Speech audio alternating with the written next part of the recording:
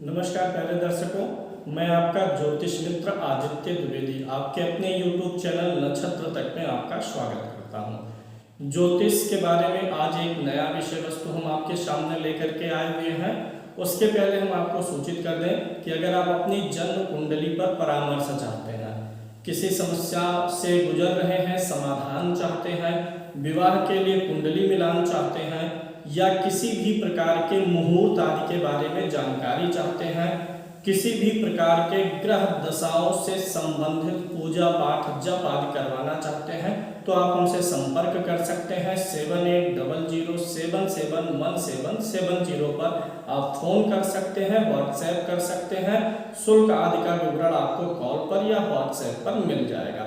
चलिए शुरू करते हैं और एक नए रोचक विषय वस्तु के बारे में सीखते हैं। आज हम बात करेंगे राहु केतु के राशि परिवर्तन के बारे में कर्क, सिंह और कन्या राशि के लिए।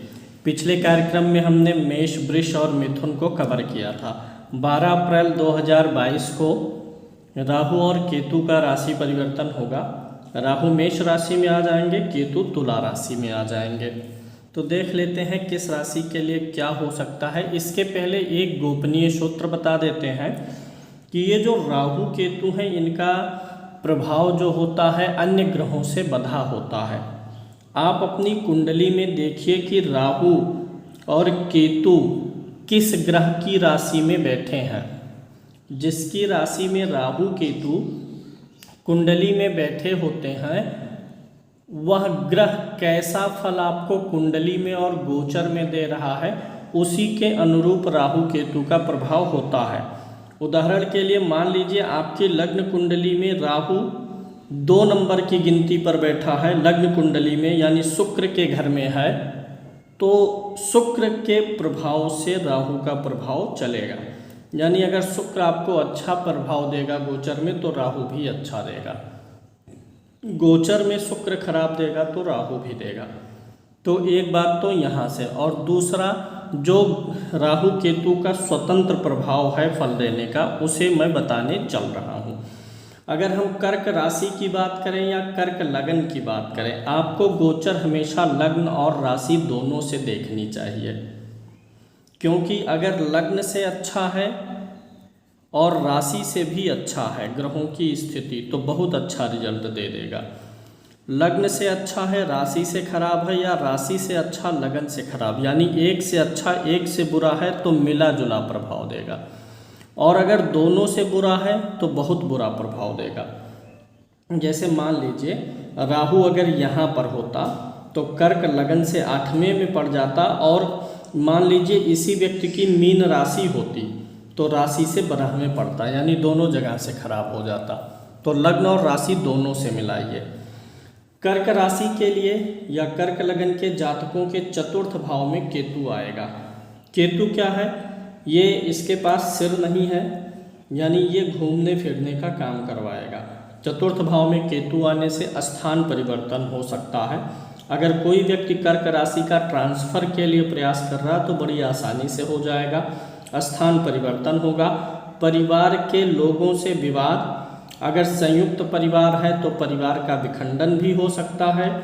इसके साथ साथ पारिवारिक लोगों से मतभेद या परिवार से दूर भी ले जा सकता है। यहाँ से केतु अष्टम भाव पे दृष्टि डालेगा तो पेट और गैस की समस्याएं देगा। कर्म भाव पर दृष्टि डाल रहा है, इसीलिए मैं कह रहा हूँ कि नौकरी में परिवर्तन हो सकता है। राहु भी यहाँ पर बैठा हुआ, ये भी परिवर्तन करा सकता है। तो कर्क लगन के लिए राहु और केतु मिल करके नौकरी में परिवर्तन, स्थान परिवर्तन कराने की क्षमता रखते हैं। अब यहाँ से केतु की जो 9वीं दृष्टि पड़ेगी वह द्वादश भाव पर पड़ेगी, 12वें भाव पर पड़ेगी, यानी कि यात्रा पक्का है और पैर में तकलीफ भी होने वाला है। ऐसे जातकों को पैर में पीड़ा का भी अनुभव होगा। और केतु की 12वें भाव पर दृष्टि है तो ऐसे लोग दान पुण्य के कार्य में भी सम्मिलित होंगे। राहु दशम में बैठ के जॉब के लिए अच्छा कर सकता है, और ऐसे व्यक्ति को लोग ऐसा बोल सकते हैं कि यह व्यक्ति बड़ा चालाक है, काम निकालने के बाद भूल जाता है। इस राहु के गोचर के दौरान यहाँ से राहु धन भाव को देखेगा अगर आप किसी को पैसा उधार देंगे तो पैसा फंस जाएगा, क्योंकि यहाँ से धन भाव को देख के राहु लोगों को पैसा कर्जा वगैरह दिलवाने का प्रयास करेगा। चतुर्थ भाव पर वही प्रभाव रहेगा जो केतु का है, तो पारिवारिक थोड़ी मोह माया कम कर देगा, परिवार में प्रेम कम करेगा। लेकिन छठे भाव पर राहु की जो 9वीं दृष्टि आएगी, इसी कारण से आपके नौकरी में परिवर्तन या अच्छी नौकरी, अच्छा काम आपको मिल सकता है। कार्य के लिए अच्छा है, स्थान परिवर्तन जो करना चाहते हैं उनके लिए अच्छा है। पेट और गैस की समस्याएं और धन उधार नहीं देना है, ये कर्क राशि के लोगों के लिए इस गोचर से सीख है। अगर आपको लगे कि राहु या केतु में से कोई खराब प्रभाव दे रहा है तो इनके वस्तु का दान कीजिएगा। अब बात कर लेते हैं सिंह राशि के बारे में। सिंह राशि उनकी होती है जिनकी कुंडली में 5 नंबर की गिनती पे चंद्रमा लिखा होता है। सिंह राशि से तीसरे भाव में केतु गोचर करेंगे और 9वें भाव में राहु का गोचर रहेगा। केतु का गोचर बहुत ही अच्छा है, पराक्रम में वृद्धि होगी, व्यक्तित्व में ऐसा निखार आएगा कि आपके बोलने से, आपके व्यवहार से लोगों के ऊपर बड़ा अच्छा प्रभाव पड़ेगा, लोग आपका सम्मान करेंगे। यहाँ केतु बैठ करके सप्तम भाव को देखेगा जो कि जीवन साथी का भाव है, तो जीवन साथी को कुछ समस्याएं अवश्य देगा। अगर किसी बीमारी वगैरह से ग्रस्त हैं या कोई पुरानी बीमारी चल रही है जीवन साथी को, तो ऑपरेशन वगैरह भी हो सकता है।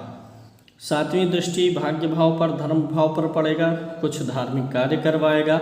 और 9वीं दृष्टि आय भाव पर पड़ेगी तो धन आगमन बना रहेगा। राहु भाग्य भाव में बैठेगा तो यहाँ से राहु की दृष्टि पड़ेगी लगन में, जो आपको इस उहापोह में रखेगा कि पूजा पाठ करें ना करें, इन सब से कुछ होता है कि नहीं होता है, मतलब आस्तिकता और नास्तिकता के बीच में आपको उलझाने का प्रयास करेगा।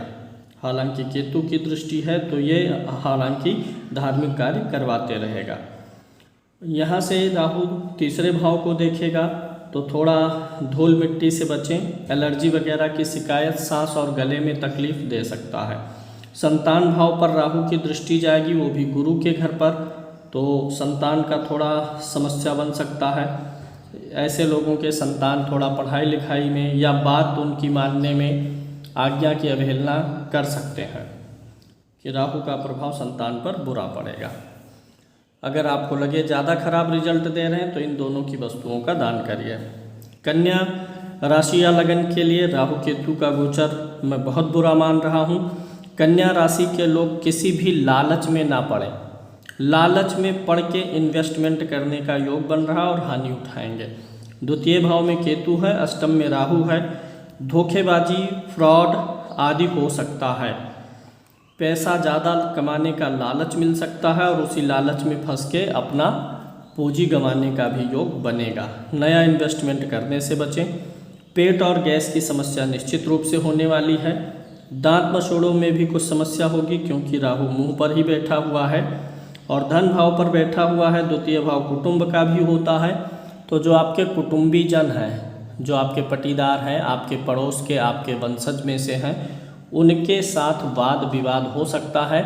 और इस समय के दौरान राहु केतु के राशि परिवर्तन तुला राशि और मेष राशि पर गोचर के दौरान लोगों को ऐसा लगेगा कि आपकी भाषा और बोली बिगड़ गई है, कड़वी हो गई है। जो लोग ड्रिंकिंग स्मोकिंग करते होंगे, कन्या राशि के लोग, वो ज़्यादा सतर्क रहें क्योंकि उनके ड्रिंकिंग और स्मोकिंग की आदत में वृद्धि हो सकती है जो उनके स्वास्थ्य को बिगाड़ के रख देगा। तो राहु केतु का हम अगर देखते हैं कन्या राशि के लिए तो धन और सेहत के लिए खराब है। कैरियर वगैरह ठीक ठाक जैसे चल रहा होगा वैसे चलेगा क्योंकि गुरु यहाँ पर स्वागृही रहेगा, लेकिन जो जमा पूंजी है उस पर सतर्क रहिए और सेहत को लेकर के सतर्क रहिए। कर्क और सिंह राशि वालों को तो अनुभव के आधार पे दान करना है राहु केतु का, लेकिन कन्या राशि के लोगों को राहु केतु के वस्तु का दान करना ही करना है और हो सके तो शांति भी करा लें ताकि राहु केतु का दुष्प्रभाव ना बने। ये राहु केतु के बारे में हमने बताया। अगले कार्यक्रम में अन्य 3 राशियों के बारे में बताएंगे। कुल मिलाकर के अगर हम कंक्लूड करते हैं तो सिंह राशि का ज़्यादा बेहतर है और सबसे खराब कन्या राशि का है और कर्क के लिए सामान्य फल है। आज के लिए इतना ही, फिर मिलते हैं अगले कार्यक्रम में। नमस्कार, जय श्री कृष्ण।